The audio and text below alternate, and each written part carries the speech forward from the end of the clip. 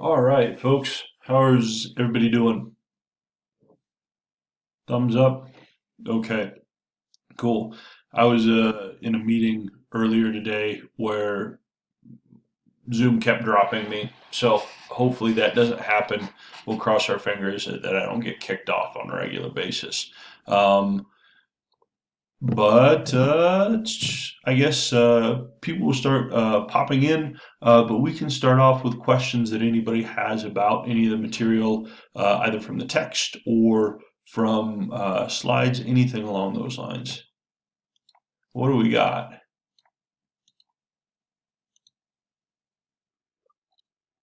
Yeah.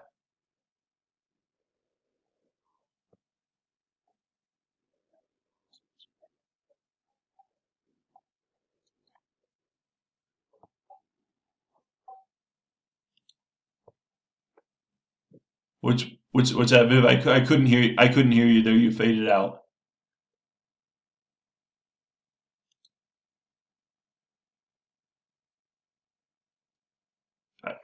Is I'm not. Is anybody picking up audio? Okay. Yeah, Viv, we can't hear you.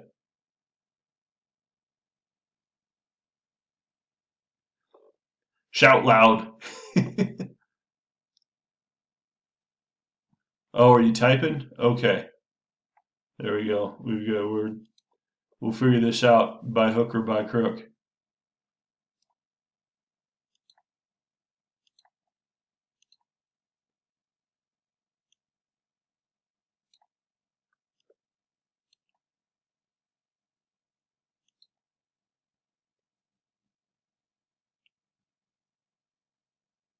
Okay. Maybe someone else while Viv's getting a question typed out. While she's getting that typed out, I can go through. We can cover something else if someone has a question.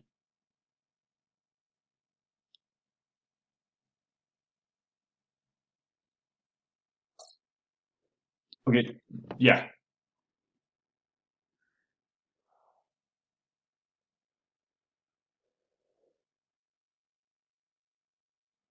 Yeah. Perfect. So when we're thinking about, let me see here. I'll share this. Okay. If we're looking at our resting potential, right? Um, this is the state of the axon at rest, right, Daniel? We just sitting there. It's ready to go. It's like your toilet that has not yet been flushed, or your gun that's sort of locked and loaded. It's ready to fire, and when it gets signals from the dendrites, that creates this action potential that goes through and depolarizes. But once we get here, the electrostatic forces, there's more fluid on the outside than on, or more positive charge on the outside than on the inside, right? And when these ion channels begin to open up, right, what it essentially does is it allows those positive ions in, right? And that's what causes that electrical signal, that change in electrostatic force along the edge of the axon, carries that action potential down, right? But then what do we do during that refractory period is your neuron here has mechanisms that are taking those positive ions, kicking them back out in the extracellular fluid so that you go back and achieve that resting potential. And then once it's back, it's reset, then it can fire again. Now, this happens very quickly, and our new neurons do this pretty efficiently, but this is where, again, we touched on this, that myelination helps. Because instead of the whole axon becoming depolarized, it just jumps from node to node, and then it's easier to kick it back off so it can fire faster. Yeah. Does that help with that? Cool. All right. Cool. So I got a question from Viv. Concept question about processes involved in the regulation of human sleep in Module 8. Is that just talking about circadian rhythms? Let's see here. Come on now. All right. Okay. So Viv, is this the first question that you were talking about? Yeah, just talking about circadian rhythm. So, wanting to know that what we have is that sleep is an example of a circadian rhythm, primary one for humans, right? Approximates a 24-hour day. And what we see is that sleep cycle controlled by neurons within that make up the suprachiasmatic nucleus, right? And that's going to be hanging out in your hypothalamus.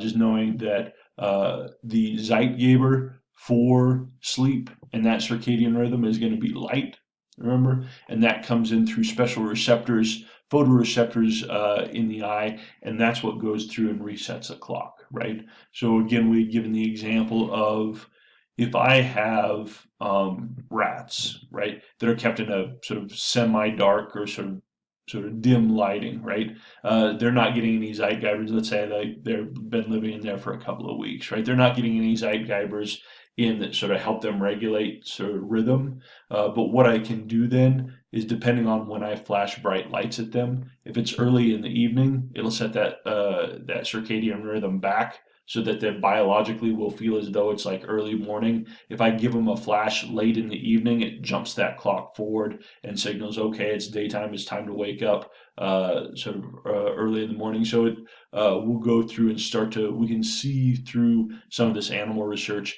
starting to see how that Zeitgeber resets that circadian rhythm, that biological clock in animals, and it all kind of works the same for the most part for humans as well. Okay, so that just kind of system was what I want you to sort of understand the process of sort of some of these different mechanisms and how those work.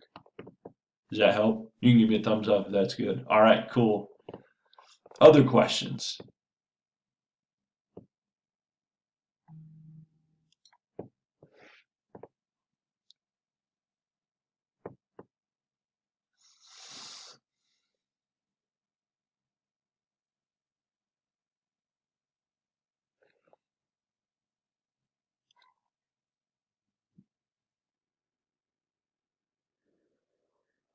Yeah, yeah, I think that's a good idea.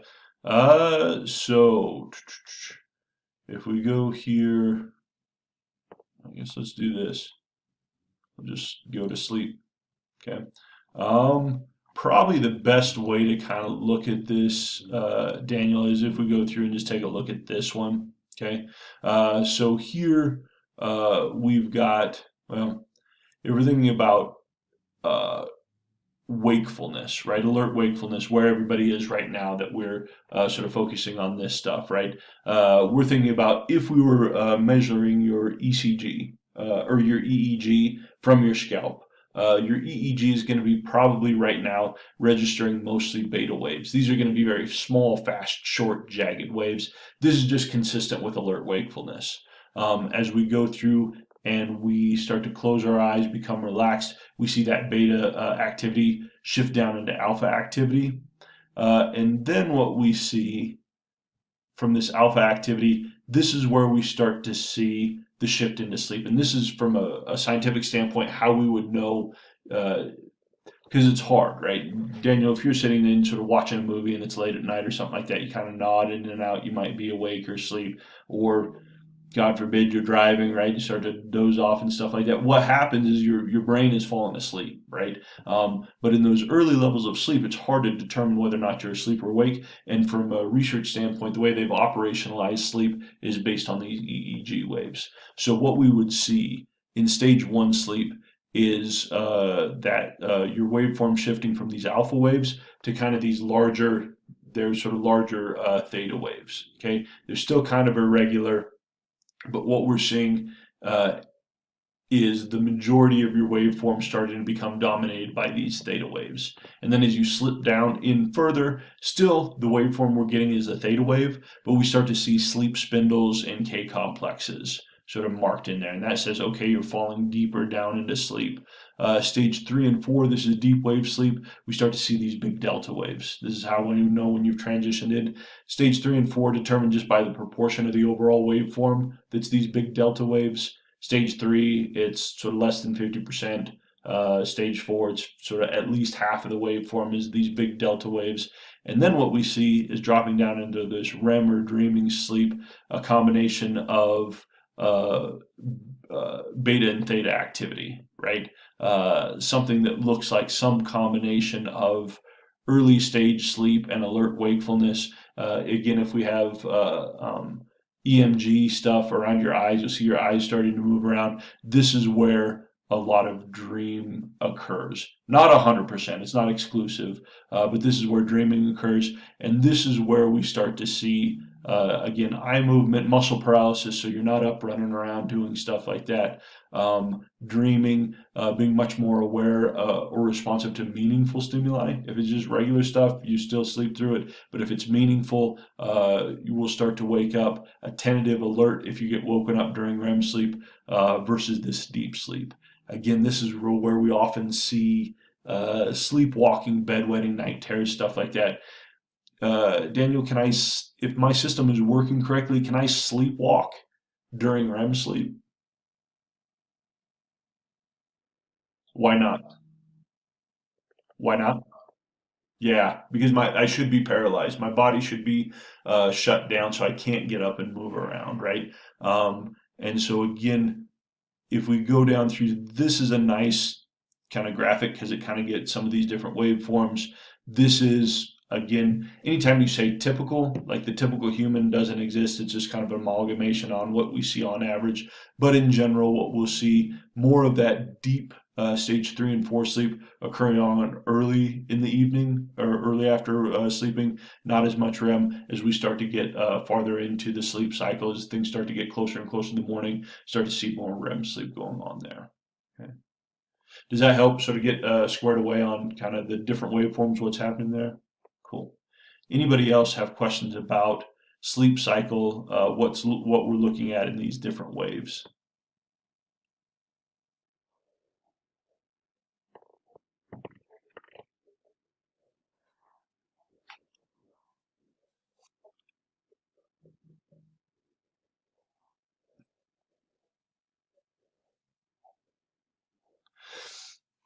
Yeah, yeah, and again, so I'm not a sleep scientist, so I'm not sure exactly um, sort of what the strength of evidence, say, there is for some of that stuff. But the idea is yes, that during REM sleep, it's your brain kind of processing some of this stuff, kind of consolidating that information to help sort of keep that all together. Now, the thing that I would be hesitant about is the idea of the section of the brain that was active when I was doing something is the thing that's active during REM sleep. That I don't know so much about. There might be some evidence for that. But again, sort of the thing that gives me pause is this idea that, like, oh, at any given point in the day when I'm doing one thing, only one part of my brain is active, right? This idea that we only use 10% of our brain. Well, it's an oversimplification of the process. Sort of all sorts of things are going on, and it starts to lend itself to this idea of, my memories for today are located specifically in sort of this area, when in fact it's all kind of spread out and things like that. So I would be a little bit careful with that. I would need to go through and take a look at that research a little bit more to see. My guess is there's probably not as much specificity and sort of one-to-one stuff there as maybe it's probably a little bit of a simplification, but again, I could be wrong because I'm not sort of well versed in sort of the ins and outs of this stuff. But in general, thinking about the purposes of sleep in terms of for you all sort of learning consolidation, right? Like one of the things I did when I was sort of in your position and needing to back, oh, I got an exam tomorrow, I'm trying to remember stuff, would study before I went to bed, right? You go through study and then just crash out without doing anything before. There's some interference stuff that will help prevent that we'll talk about in the learning portion of our couple units ahead of time, but then also thinking about trying to get a good night's sleep, having that stuff in your head and sort of help consolidating things like that. So other sleep questions?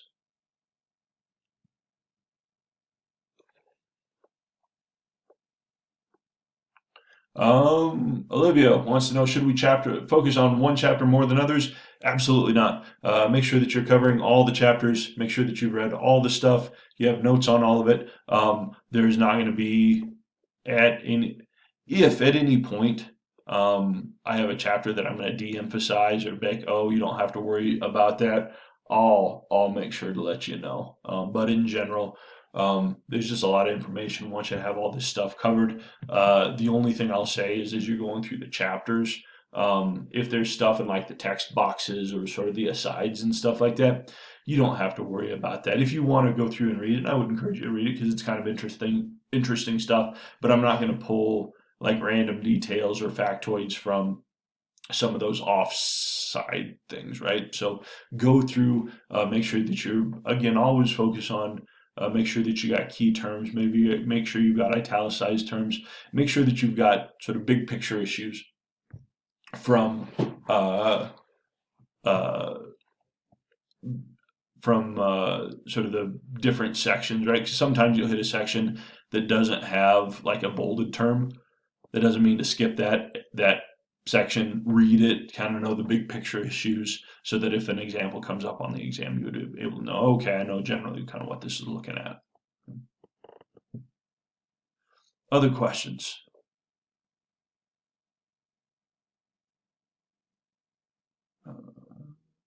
Okay, got another question here. Is it going to be mainly concepts like the last test, or should we also study things like vocab? Always study vocab. Vocab's always a good place to start, right? But the thing that to remember is that, again, my goal as your instructor is to try and sort of get a sense for whether or not you sort of understand sort of the processes and how this stuff works out. And so I'm not going to say, what's the definition of a delta wave, right? That's not, I mean, you just pick that out, right? Or, those types of simplistic stuff for this particularly, because we're talking about sort of brain areas and sort of functions, sort of want to know kind of in general, what do these areas do? Sort of where are they at? Sort of that type of thing, right? So definitely make sure that you're focusing on processes, knowing how all this stuff fits together. Do sort of make sure that you're covering vocab. That's an important thing to do, but don't just limit it there because just like quiz one and any of the quizzes, there's not going to be that many sort of which of the following is the definition of X, right? Because those are just honestly pretty poor questions for demonstrating that you actually sort of understand the processes and things. Same multiple choice. Yep, 40 items, same as the last one. Should we be able to locate different lobes of the brain or parts of the brain that we went through in modules 3 and 4? Yeah, in general, kind of know where things are located. What I would typically do, and so if we're in person, I would generally include on this quiz a diagram. So we would have more than 40 questions. There would be a diagram, and then you would go through and connect things. And then I just choose whatever diagram that I sort of want to put on there. That's going to be a pain in the ass to try and figure out in quiz section on wild courses, so I'm not going to worry about that. So it'll just be the 30 questions from the text, the 10 from 30 from lecture, 10 from the text, just like we'll do, and that'll just be the game every other week for all of these.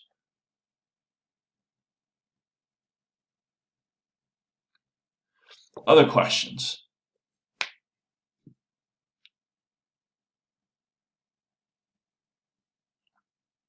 Things that people are confused about or want sort of additional elaboration.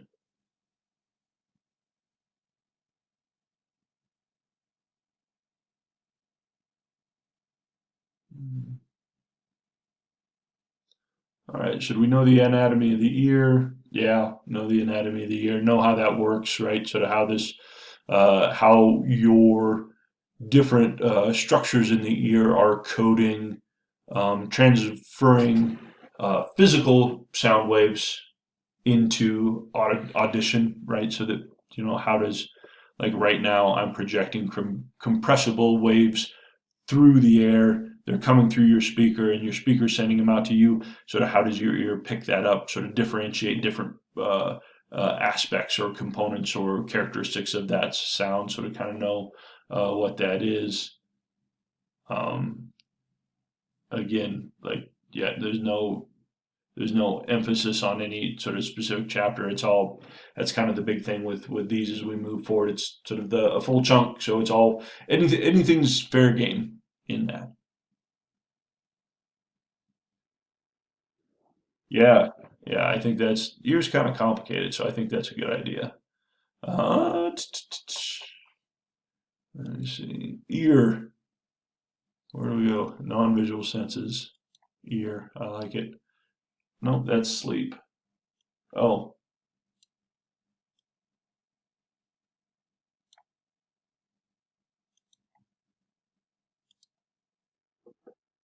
did it? Okay. It popped up in my other window, which I didn't know was, well, okay. Never mind. I'm trying to manage the fact that uh, it's this main screen that's being recorded for everybody else catching it at home. So we'll just do this. Okay, cool. So ear stuff. Okay. Want to remember that these sound waves, characteristics of the sound wave, amplitude, this is going to determine volume of a sound, right? How big that sound wave is. So how high the waves are, how deep the troughs. Something that's very small, that's going to be a soft sound. Something that's very big, that's going to be perceived as a loud sound. And then pitch is based on the frequency, the hertz, the number of waves we get over the course of a second. Very slow waves is going to be a low sound. Very, very high waves is going to be a high pitched sound, very high, sort of up here. We've got basic structure, right? We've got our pinna, our ear, sort of outside ear, catching information, kind of funneling or catching sound waves, funneling them down into the ear canal, vibrating the eardrum, uh, vibrating the small bones in your inner ear, which then creates vibrations on sort of that oval window right in your cochlea. And again, remember that your cochlea, if we unroll it, it's basically, if you look down in the middle, if you sort of unrolled the cochlea, cut it in half and looked at it, this is the cross section you would get right here, right? You would see a fluid filled chamber underneath, a fluid filled chamber on top, right? Now the issue is, and then sort of in the middle, kind of splitting the difference there, is going to be your bacillar membrane, okay? Your bacillar membrane, you think about if you have like a tube sock running down the middle of a hose, right? So your tube sock, you can have fluid above the tube sock, fluid below the tube sock, but then the tube sock's kind of running down the middle of it. And if we start vibrating that fluid underneath the tube sock, it's going to make the tube sock move. And what we see is this lower portion of the bacillar membrane is flexible, right? It'll move around. The top part, kind of rigid, so it's not going to move around. So if we've got the bottom part moving and the top part staying stationary, what we see are these hair cells, right, that are all connected. And they're kind of sticking up like this, and they have these little cilia, these little kind of just like little fibers connecting to the top of that. And when the fluid underneath in this bottom chamber starts to move around, right, because we've got vibrations at the cochlear window, vibrations go through, create vibrations in this fluid. The vibrations on the underneath sort of wiggle this membrane. That membrane wiggles and starts to trigger those hair cells, and that's the signal that's transmitted down your axon of your auditory nerve into associating sound. Okay, so sort of Daniel, what happens if I'm standing next to a jackhammer for extended periods of time? What does that do to these hair cells in here?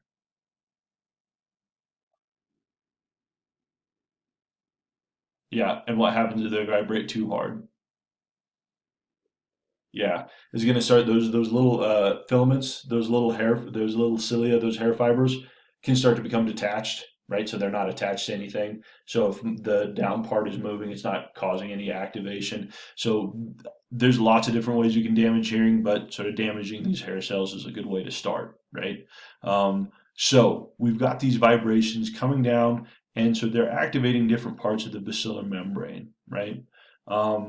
Volume coded by the number of activated hair cells. So if I've got that jackhammer, right? So these really huge waves that are coming through into my cochlea, that's going to disrupt things all up and down the bacillar membrane, right? And so that's going to be perceived as a very loud sound, right? Because again, that's based on the amplitude of the wave.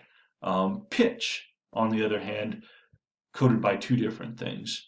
The area in the membrane where the hair cells are being activated. Okay, so where do we register low level sounds? At the end of, at the sort of the end of the bacillar membrane or near the base of the bacillar membrane? The end. Yeah, why is that, Daniel? Yeah, because we've got low frequency waves, right?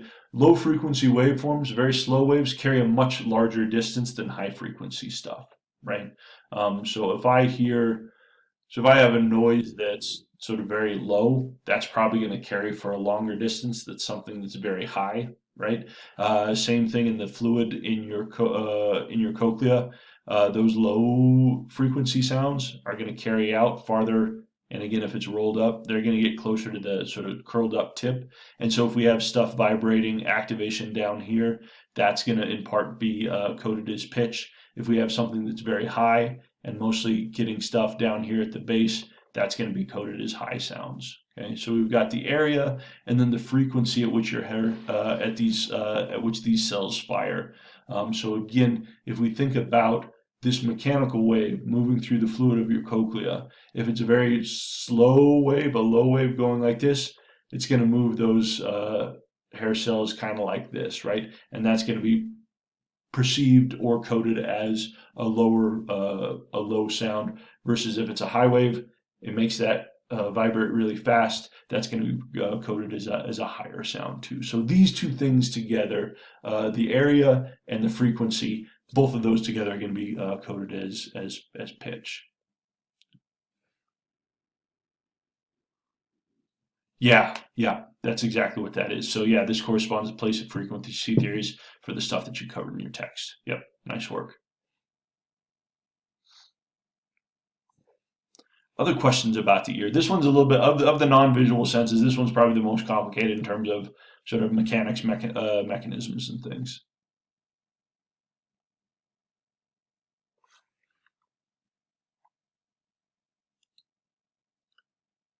Uh, okay. Okay, Viv got your ear stuff. Sailor, going over messages are sent, received, and processed in the cell body. Okay. Uh, okay. Yeah. So we touched on this a little bit before, but this is a good thing to go over. Let's find. Okay. So basic structure, right? And again, this is just our motor neuron. It's a nice demonstration, right? Out here we have our dendrites. Dendrites pick up information. Dendrites are hooked to thousands and thousands of terminal buttons from other neurons, right? So the dendrite or the cell, any one given neuron receiving messages from a lot of different other neurons, right? And when they go through, when they get enough signal and there's enough activation, when it crosses a certain threshold, what it's going to do is it's going to say, okay, we need to start sending a signal down the axon. Okay. Now, my axon at rest, in a state of sort of nothing's going on, it's at a state that we call its resting potential. Here we have offsetting electrostatic forces. We have positive ions in the extracellular fluid. These are the neurons are just kind of housed in a bath of our sort of body fluids, right?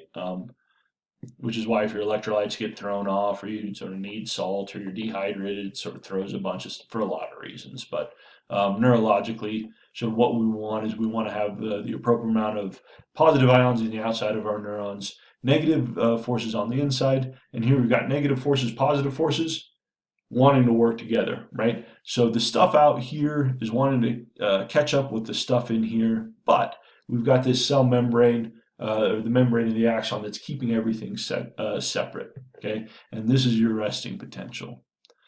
But we know that this axon, it's not like a hose, right? It's not like a hose that just is impermeable. Nothing on the outside can get in, nothing on the inside can get out. What we have studied all along the length of the axon are these ion channels. And when the neuron gets the signal, what happens is these ion channels start to open.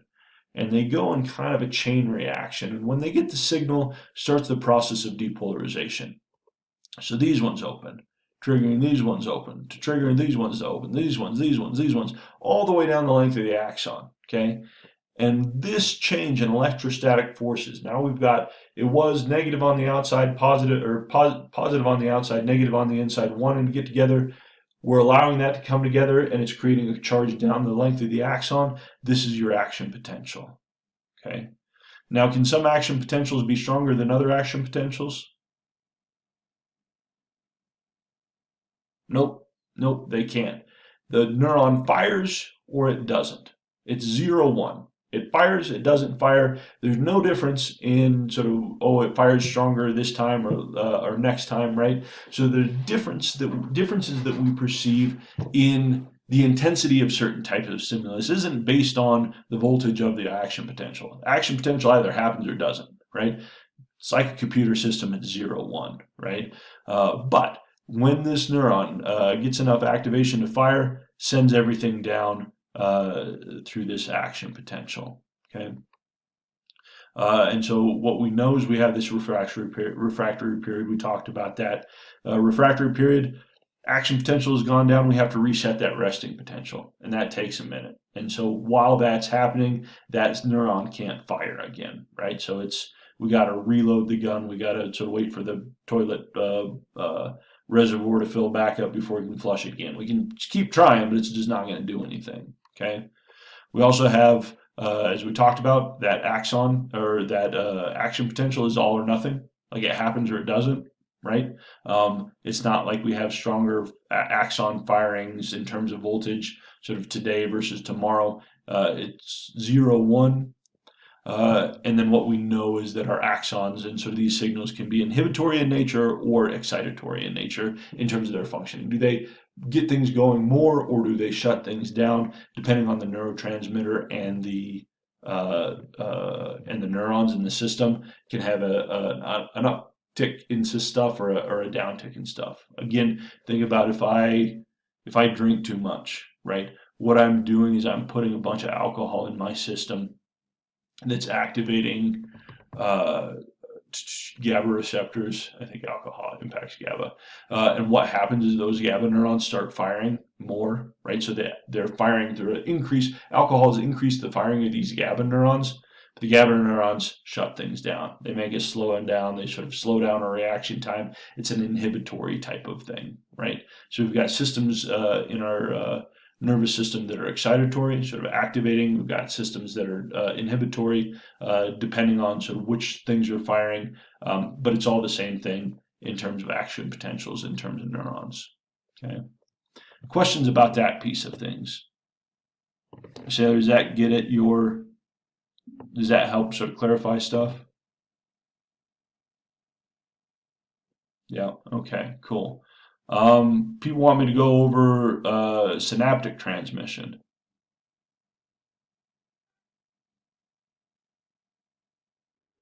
Okay, cool.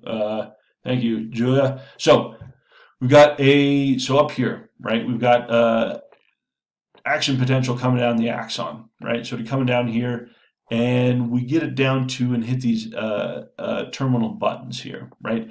And these, at the end of your axon, is what's transmitting your signal to adjoining dendrites of adjoining neurons and things along these lines, okay? And what we get is this action potential comes down and activates your terminal button, and inside inside your terminal button, you have these little vesicles, right? And these vesicles contain like little packages of neurotransmitters. And what they do when they get a signal, they go to the end of the terminal button and they release out into the synapse, okay? Remember that your terminal button if this is the terminal button, it doesn't actually connect directly to the adjoining dendrite. There's a gap in there. Okay, so it's not like a continuous electrical signal that sort of goes through the whole thing. We've got a gap. And what happens is those synaptic vesicles release the neurotransmitter into the synaptic gap. And what we have on the adjoining dendrites here are little receptor sites. And receptor sites and neurotransmitters kind of have a lock and key function. If I've got acetylcholine receptors and they get a bunch of serotonin, doesn't matter, it's not going to fit, right? Or if we get other random stuff in there, it's not going to fit. But if we have an acetylcholine receptor and an acetylcholine neurotransmitter, it goes in and connects. What that starts to do is it starts to create the potential for to send a signal down. Now, if one neurotransmitter kicks in, it's not going to change anything, right? But as we start to get multiples sort of going in, we hit a threshold, which will then cause this neuron to say, oh, whoops, we need to fire, send things down the way, okay? Now, once this neuron is fired, we got a bunch of neurotransmitter here in the synapse. Don't want to be wasteful, always good to recycle. We've got mechanisms that go through, clean out uh, the the neurotransmitters here, transport them back into the terminal button where they sort of get repackaged and stuff like that, and get ready for the next firing. Okay, so we've got down the length of the axon is a straight up or a straight up electrical signal. We get here, we've got a chemical reaction where we've got certain compounds connecting with certain receptors. And if we get enough of that going on, triggers the adjoining neuron to fire and sort of send the thing down all along the way. Okay. So it's actually a pretty fast, specific system, but just wanting to know sort of ins and outs of different pieces and parts and how everything fits together.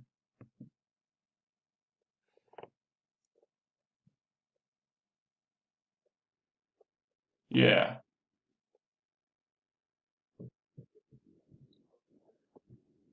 No, Jacob, don't worry about memorizing. This is just kind of an interesting, hey, this is kind of how things happen, right? So don't worry about this.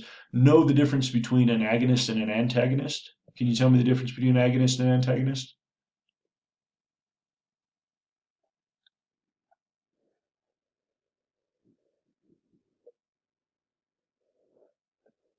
Yep, yep.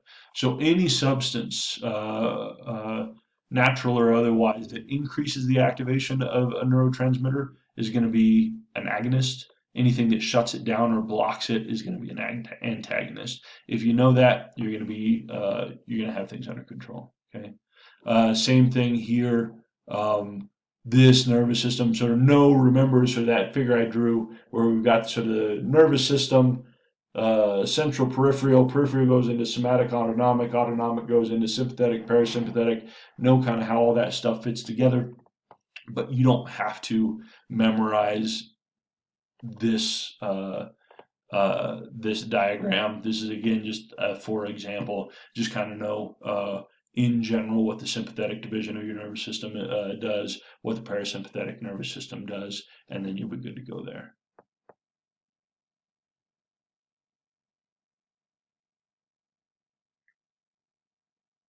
Other questions?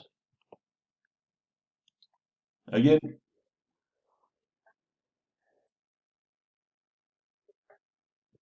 yep. So the way to set this up, and again, sort of the biweekly quiz is just to try and make things more. We cover a lot of material in this class, right? So just this next quiz two is just going to be the stuff that we've covered in this unit. Now, that's not to say that things might not carry over. I mean, there's stuff. I mean, don't completely forget about things that we did in chapter, but there's not. I'm not going to ask you material from that first quiz if it's not relevant or hasn't been covered in this stuff. So as we go through, right, like so Freud's going to come up, the behaviorists are going to come up, humanism is going to come up, things like that, but I'm not going to ask you about stuff from previous quizzes. Now, the optional final, what I'm going to do there is that'll be all encompassing. And so this is why it's always good to come in and sort of take a look and see what you did well on in terms of questions and what maybe got you tripped up on the off chance you sort of end up needing or wanting to take the optional final. But otherwise, there's not going to be sort of carryover there.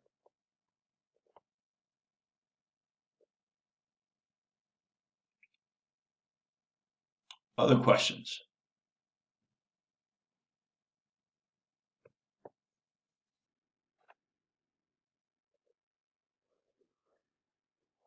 Yeah, yeah. All right. So brain structures and functions. Let's see. All right. Uh, we'll do a quick abbreviation. Okay, so we got our hemispheres, our sulci, our gyri, fissures, sort of knowing that that's how we go through, and if we're in A&P class, how we identify different uh, uh, portions of the brain. Again, just in terms of helping yourself organize this, you can think about forebrain, midbrain, hindbrain. Your forebrain being your cerebral cortex, that kind of being the mushroom cap. If we take that mushroom cap off, we've got subcortical structures. It's going to be your limbic system, basal ganglia, sort of that type of stuff. And if we go farther back, we get your hindbrain or midbrain. We're just going to talk about reticular formation there. And then hindbrain, this is sort of old, sort of evolutionary brain, cerebellum, pons, medulla types of stuff. Okay. Um, so for your different lobes, okay, I want to know your frontal lobe. This is a lot of planning and regulation stuff, a lot of some speech, movement on your motor cortex on the back edge of your frontal lobe. But this prefrontal cortex up here, a lot of planning, a lot of regulation, right? Like my ability to maintain in class when I'm bored and would rather be doing other things, that's a lot of executive functioning type of thing. My ability to sit and focus on stuff. But some speech centers, particularly in the left hemisphere, in the frontal lobe, on both sides at the back of your frontal lobe here, you've got your motor cortices that help us move around. So some different stuff there. Temporal lobe, a lot of speech, particularly your left temporal. That's where a lot of your speech is being sort of focused. Some smell, hearing, auditory cortex is here in the temporal lobes. Your parietal lobe, that's a guy up here, right? Main thing that we think about, at least in what we covered here, is your sensory cortex or your somatosensory cortex on either side at the front of your parietal. Okay, they're back to back with the motor. Motor is on the back end of your frontal lobe. Somatosensory is on the front of your parietal lobe, where those two things come together. Some taste stuff, some speech stuff, and then also sort of the dorsal stream, your vision is sort of going on back there. And then your occipital lobe is sort of mostly vision. That's what we think about occipital lobe for. So here's our motor cortex or somatosensory cortex. Remember that this is contralateral functioning. Anything that I'm doing or feeling over here with my right hand being processed in my left hemisphere. Anything I'm doing with my left hand or feeling with my left hand being processed in my right hemisphere.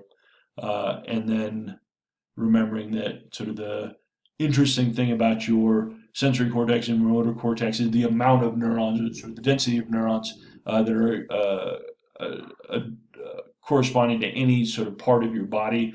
Looks to be semi-proportional to sensitivity or flexibility or something like that, right? So we see here, if this is our motor cortex, huge hands, sort of lips, tongue, right? Because these are things that are very, very capable of fine-tuned movements. Things like my knees and little toe, not so much because those things don't move around a whole lot. Okay, same thing for sensory things. These different cortices are just sort of different areas to kind of know. So your prefrontal cortex, there's a lot of attention, executive functioning, that type of thing. Again, your ability to regulate your auditory cortex right here. This is processing sound.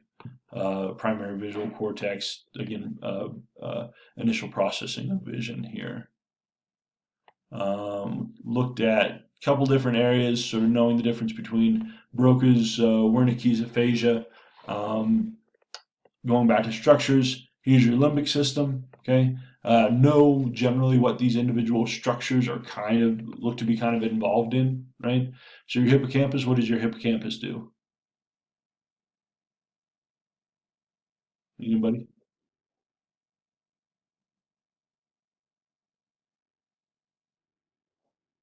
Yeah, memory stuff, and specifically processing memory. Now, all your memories are not contained in your hippocampus, right? But if I destroyed your hippocampus, you would have a hard time. You would have serious deficits in consolidating memory, right? So the hippocampus think about that as temporary storage, processing things, and then sending it out for storage elsewhere in the brain. Okay, amygdala is going to be emotion, a lot of fear-based stuff, a lot of primal emotion stuff associated with amygdala. Thalamus is kind of like a relay station. This is your switch car on your train, sort of sending things around. And then hypothalamus, sort of basic life functions, uh, eating, mating, fighting, running, sort of those types of things. Sleep, right? The suprachiasmatic nucleus is contained within your hypothalamus. Your pituitary is there. Hypothalamus is sort of involved in sort of a lot of important stuff. And then your olfactory bulbs are up here. Remember, that's coordinating your sense of smell. Basal ganglia, there's a lot of movement, right? A lot of dopamine stuff in here. If I have Parkinson's, what we see is damage to your basal ganglia that physically manifests as some shakes and things along those lines.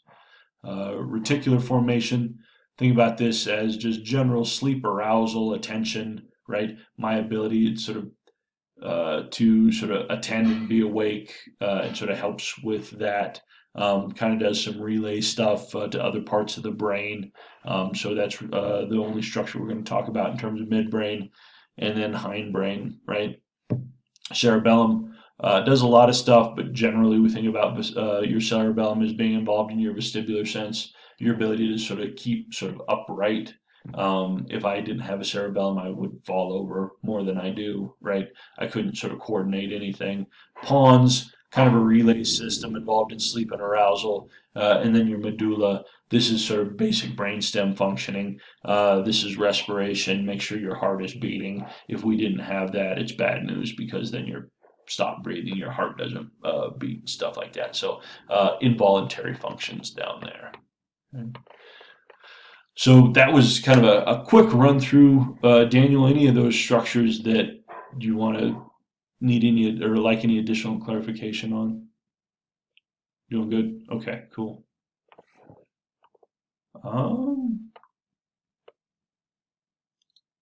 Anything else that people would like a quick review on or to go over?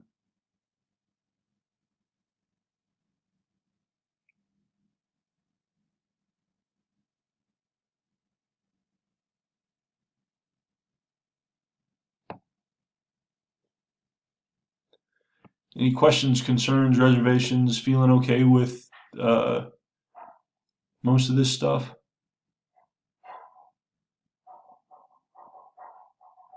Okay, cool.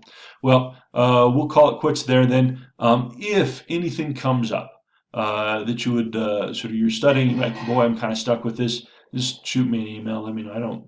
You can email me whenever. I don't like some people get all sort of will get sort of grouchy about back. Oh, I got students emailing me over the week. Like, ignore it then. You don't have to answer your email if you don't want to. So send me an email. I'm generally up. I keep strange hours, so if I'm up and working on stuff, I'll get back to you, sort of help you out.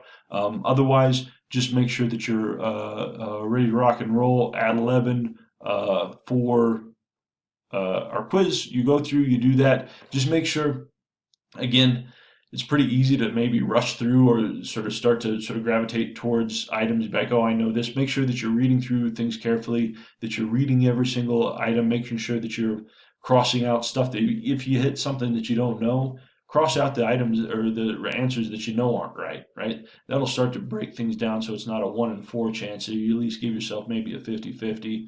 So go through, do that. Don't be overly distracted by all of these. Sometimes it's not never all of these, but sometimes I just run out of things to try and trick you with, and so I'd say all of these. If you got two answers that are clearly in conflict, and all of these is another one of them, then it sort of narrows you down to at least 3 because it can't be all of them, right? So just make sure that you're using good testing strategies. Take your time. Yeah, and if you run into anything as you're getting prepped up, just let me know. Okay. Perfect. All right, folks. Good luck.